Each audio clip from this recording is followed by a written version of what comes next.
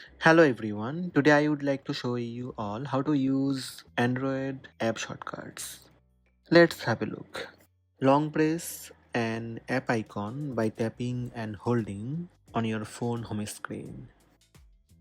A menu will pop up showing that the available shortcuts supported by the app.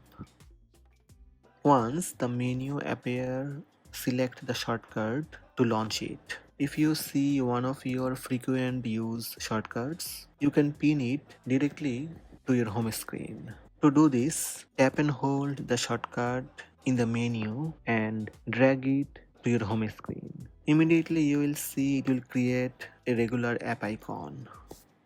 Now you can easily launch the shortcut from your home screen.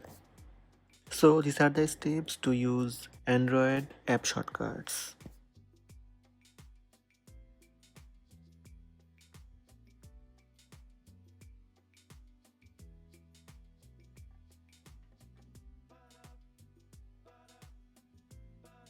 Hope this video help you. Please subscribe my channel by tap subscribe button. Also tap the bell icon to receive notifications about all new videos.